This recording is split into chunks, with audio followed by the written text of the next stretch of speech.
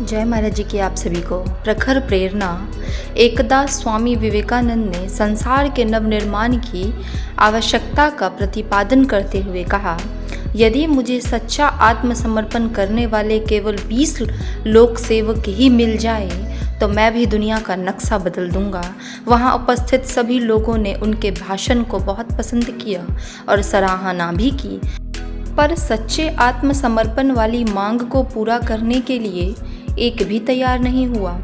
दूसरे दिन प्रातःकाल उन्हें दरवाजा से सटी खड़ी एक महिला दिखाई दी।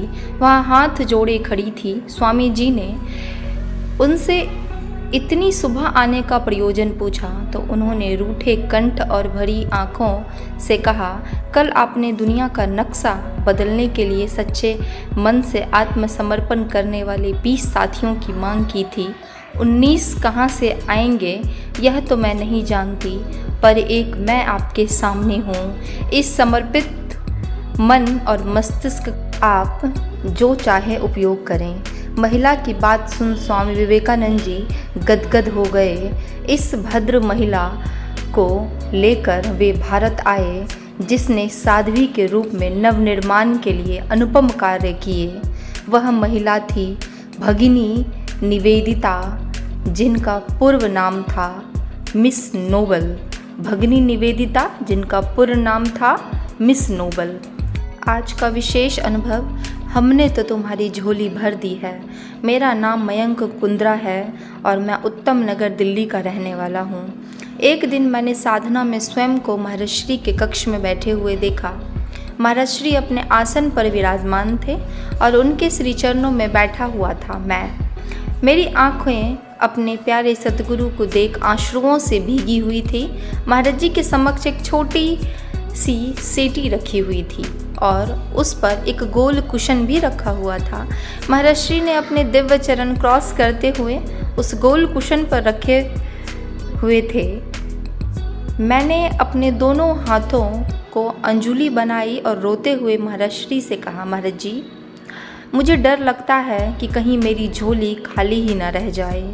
मैंने अपनी अंजुली को अपनी झोली की तरह महाराज श्री के समक्ष फैलाया हुआ था।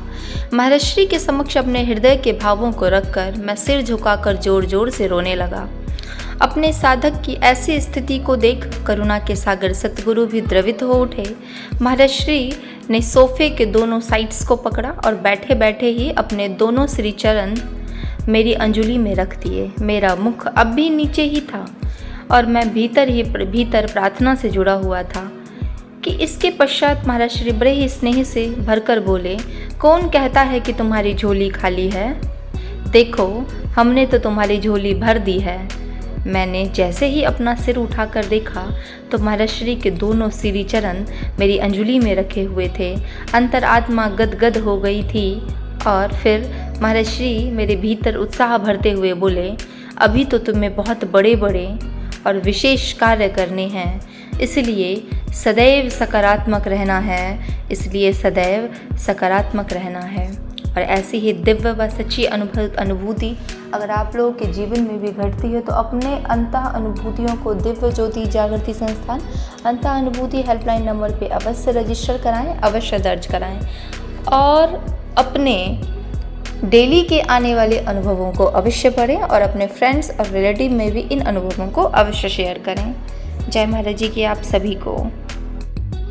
गुरु की दया मेहर ही वह चाबी है जिससे शिष्य की बुद्धि में ज्ञान का प्रकाश हो जाता है। गुरु की दया मेहर ही वह चाबी है जिससे शिष्य की बुद्धि में ज्ञान का प्रकाश हो जाता है।